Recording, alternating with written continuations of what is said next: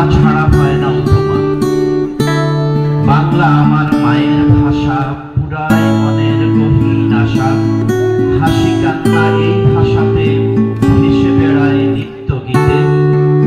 মা বলতে মায়ের বনে, নিধান স্নেহের ছায়া বুনে, শিশুর কপল চুমোয় ভরে, যাদের হাসি কই হেরে। মায়ের জন্য এক চিলতে ভূমি, স্বাধীন আমি স্বাধীন তুমি।